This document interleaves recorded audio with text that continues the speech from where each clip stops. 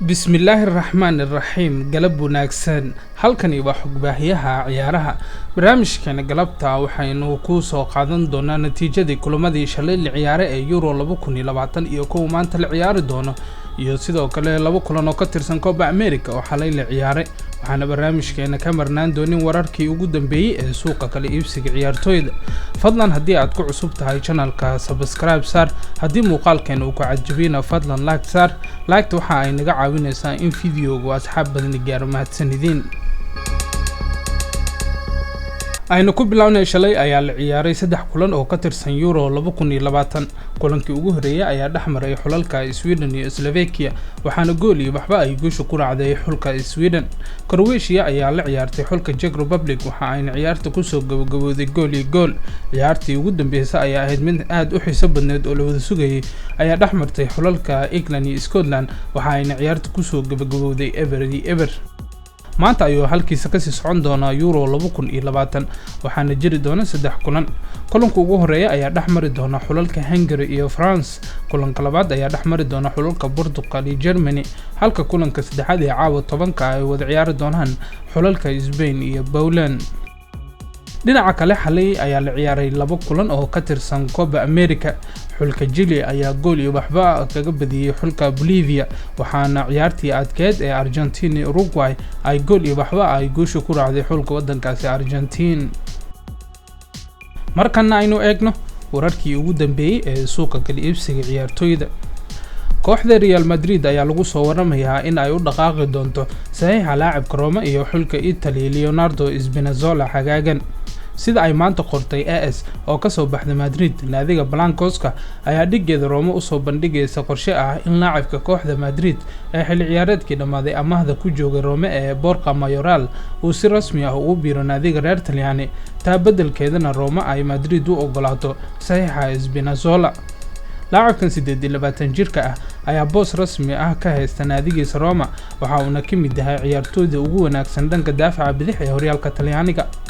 Spinazzola ayaa tan iyo 2019 markii uu ka tagay Juventus kuna biiray Roma waxa uu ka mid noqday ciyaartooyda xulka Talyaaniga kuwooda ugu muhiimsan waxa uuna tartanka haatan socda ee Euro 2020 uu ka mid yahay ciyaartooyda bandhiga ugu wacan soo bandhigay ilaa iyo hadda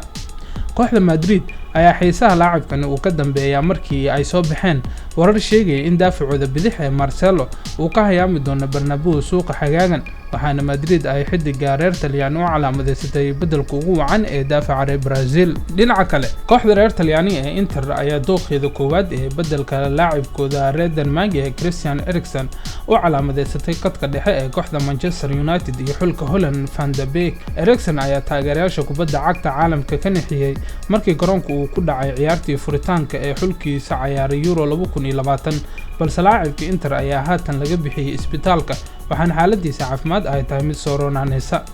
dadka ku takhasusay xanuunada wadnaha ayaa shaki weyn geliyay in 29 jirka qadka dhexe uu mar kale awoodi doono inuu ciyaaro kubadda cagta waxaana taa ay naadiga haysato horyaalka Talyaaniga ay ku riixday in durba ay suuqa u galaan helida xidig bedel u noqda laacibkooda Van de Beek ayaa haatan inta uu ku biiray naadiga ku dheeshay Old Trafford waxa uu ku guuldareystay in kulamo badan uu u ciyaaro waxaana wararka England ka soo baxay ay tilmaamayaan in tababaraha United ee Ole uusan taageero weyn u ahayn laacibkani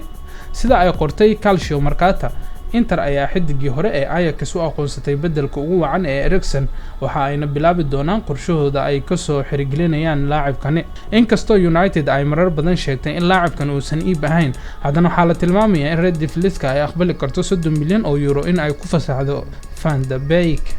dhinaca kale kooxda kubadda cagta ee Arsenal ayaa soo cusboonaysiisay doonisteeda xidiga qadka dhexe ee kooxda Lyon iyo xulka France Houssem Aouar naadiga Ganariska ayaa adeega laacibkani doonaysay suuqii kala iibsiga iyo xagaagii hore balse kooxda Lyon ayaa dul dhigtay madaxa xidigooda qiimo dhan 55 milyan oo pound taa oo keentay in Arsenal ay isaga harto doonista laacibkan qadka dhexe 12 bilood kadib markii Lyon ay qiimahaasi dul dhigtay xidigeeda ayaa haatan waxa la shaaciyay in naadiga reer France ay aqbali doonto lacag dhan 20 milyan oo pound kooxda reer France ayaa lagu qasbay in wax ka yar kala bar qiimaha xidiga ay haatan aqbasho maadaama naadiga uu ku guuldareystay u soo bixida Champions League ee xilli ciyaareedka dambe iyo dhaqaale xumo guud oo haysata kooxda reer France sida ay daawacdo dasan oo ka soo baxday England. Arsenal ayaa doonaysa in fursadan ay ka faa'iideysato, waxa ayna 22 jirkan qadka dhexe u soo bandhigi doontaa lacag dhan 110,000 oo pound isbuucii in mushaar ahaan ay u sii doonto. tababare Mikel Arteta ayaa xagaagan xooga saaraya sidii naadiga ugu soo biirin lahaa ciyaartoy qad dhexe oo tayo wanaagsan, waxaana Hosam Awa uu ka mid yahay laacibiinta Arsenal doonayso. kooxda kubadda cagta ee Real Madrid ayaa haatan u dhaqaaqaysa saxiixa daafaca xulka Spain iyo kooxda Villarreal Pau Torres, iyaga oo bedel uga dhigi doona kabtankooda Sergio Ramos oo naadiga Blancos isaga hayaamay. Real ayaa haatan waxa ay kaliya daafac u haysataa xidigaha Rafael Varane, Eder Militao, Nacho iyo xidiga ay sida bilaashka kula soo wareegtay ee David Alaba, waxaana midaas ay keenaysaa in dooqa xagaagan ee xagga daafaca uu ku yiraahdo tababare Carlo Ancelotti. Torres ayaa horey loola xiriirinayay naadiga Manchester United, waxaase haatan tartanka ku soo biirtay naadiga caasimadda ka dhisan ee Real Madrid. 24 jirkan ayaa xilli ciyaareed wacan ku qaatay kooxdiisa, isaga oo kaalin weyn ku lahaa in naadigiisa ay ku guuleysato Europa League xilli ciyaareedkani.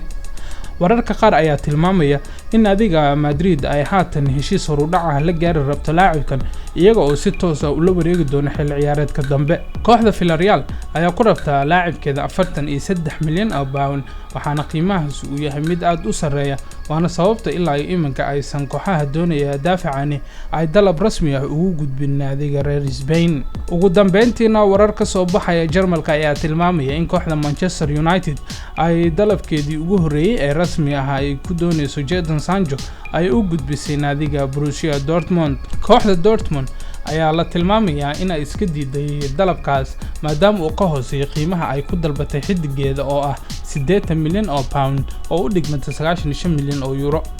Manchester United ayaa ogol baa la leeyahay bixinta qiimahaas, balse waxa ay doonaysaa in qayb ka mid ah lacagtaasi ay noqoto mid ku xiran shuruudo ay tahay in Sancho uu buuxiyo muddada uu ku sugan yahay naadiga Red Devilska. wadahadallada labada naadi ayaa halkooda ka sii socon doona, waxaana labada dhinac ay ku rajawan yihiin in heshiis ay isla gaari doonaan.